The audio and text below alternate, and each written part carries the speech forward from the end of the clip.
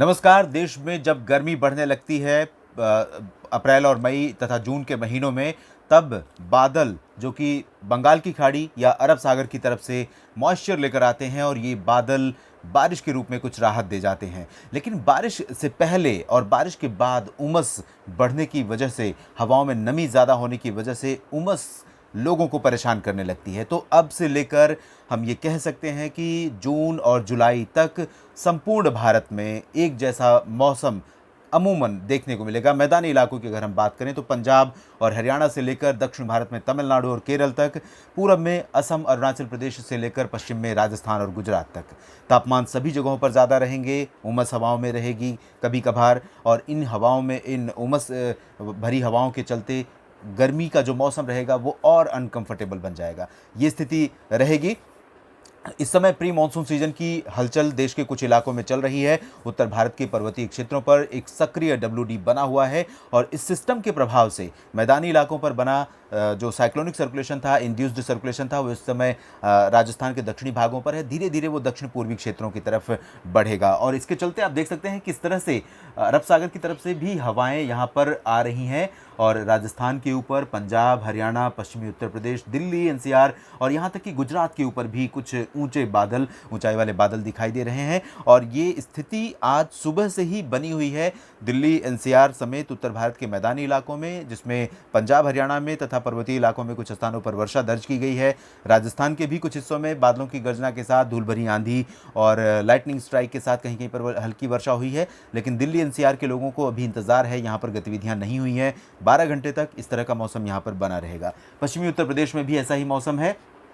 इसके अलावा दक्षिण भारत में आप देख सकते हैं तेलंगाना, दक्षिणी छत्तीसगढ़, ओडिशा, उत्तरी तटीय आंध्र प्रदेश और दक्षिणी आंतरिक कर्नाटक, केरल तथा तमिलनाडु के ऊपर बादल हैं। पूर्वोत्तर भारत में भी बादल बने हुए हैं। इन बादलों के बीच किस तरह की संभावना है 21 अप्रैल को बारिश की, आइए जानते हैं। उत्तर भारत के पर्वतीय क्षेत्रों पर WD यानी वेस्टर्न डिस्टर्बेंस का असर अगले 24 से 36 या 48 घंटों तक बना रहेगा। पर्वतीय इलाकों में 21 और 22 अप्रैल को भी अच्छी वर्षा होने की संभावना है। उसके बाद एक नया WD फिर से आएगा, उसके चलते भी पर्वतीय इलाकों में कुछ मौसम सक्रिय होगा और बारिश की गतिविधियां देखने को मिलेंगी। फिलहाल 24 घंटों की अगर हम बात करें तो आप देख सकते हैं जम्मू कश्मीर, हिमाचल प्रदेश और उत्तराखंड, ये समूचे जो उत्तर पर्वतीय क्षेत्र हैं, इन सभी इलाकों में कई जगहों पर हल्की से मध्यम वर्षा होने के आसार अगले 24 घंटों के दौरान है। गिलगित बाल्तिस्तान, मुजफ्फराबाद और लद्दाख में भी वर्षा हो सकती है। मैदानी इलाकों पर गतिविधियां काफ़ी कम हो जाएंगी। विशेष रूप से राजस्थान के ज़्यादातर हिस्सों में मौसम साफ हो जाएगा। हरियाणा और पंजाब में भी बादल कम हो जाएंगे। उत्तर पश्चिमी दिशा से हवाएं आनी शुरू हो जाएंगी जो शुष्क होंगी। सुबह और रात के समय ये हवाएं काफ़ी ठंडी और सुहावनी लगेंगी, लेकिन दिन में गर्मी बढ़ेगी क्योंकि आसमान साफ रहने की संभावना कल दोपहर के बाद से या सुबह के बाद से नज़र आ रही है। राजधानी दिल्ली में भी ऐसा ही अनुमान है, लेकिन क्योंकि उत्तरी हरियाणा और उत्तरी पंजाब तथा पश्चिमी उत्तर प्रदेश के कुछ इलाकों में मौसम की सक्रियता बनी रहेगी, हवाओं में नमी रहेगी, जो सिस्टम यहाँ पर बना हुआ है, उम्मीद है कि पश्चिमी उत्तर प्रदेश पर पहुँच जाएगा इंड्यूस्ड सर्कुलेशन और इसके प्रभाव से उत्तर प्रदेश पर मौसम कई जगहों पर सक्रिय होगा। तो यहाँ पर दिल्ली में भी कुछ समय के लिए प्रॉबिलिटी हो सकती है। सुबह के समय आंधी या बादलों की गर्जना के साथ बूंदाबांदी हो सकती है या बादल छाए रह सकते हैं। प्री मानसून की हलचल कल भी बनी रह सकती है, लेकिन ज़्यादा प्रॉबिलिटी नहीं रहेगी। मैदानी इलाकों में हरियाणा, पंजाब की जो, जैसा कि हमने बताया, उत्तरी हिस्सों में कुछ शहरों में कल भी हमें बारिश देखने को मिल सकती है।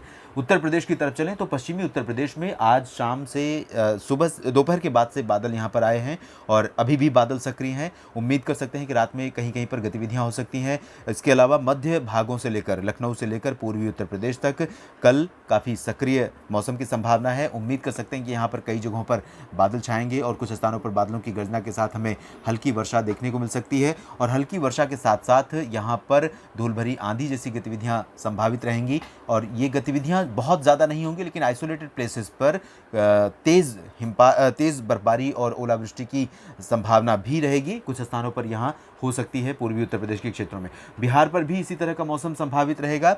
बिहार में पश्चिमी चंपारण से लेकर पूर्वी चंपारण, सीतामढ़ी, मधुबनी से लेकर पटना, गया, नवादा और जहानाबाद तक हम उम्मीद कर सकते हैं कुछ इलाकों में इस तरह के प्री मानसून गतिविधियां हो सकती हैं। सिवान में भी हो सकती हैं। भागलपुर समेत जो पूर्वी इलाका होगा, इन भागों में अपेक्षाकृत वर्षा या प्री मानसून वर्षा के आसार बहुत कम नजर आ रहे हैं। पूर्वोत्तर भारत में अरुणाचल प्रदेश को छोड़कर बाकी शेष भागों में मौसम साफ रहेगा। गंगीय पश्चिम बंगाल में भी मौसम साफ रहने की संभावना है, लेकिन झारखंड में कहीं कहीं पर वर्षा हो सकती है। इसके साथ ही मध्य भारत की तरफ रुख करते हैं। उत्तरी छत्तीसगढ़ के ऊपर एक सर्कुलेशन बना हुआ है। ये सर्कुलेशन यहाँ पर कारण होगा कुछ मौसमी हलचल का।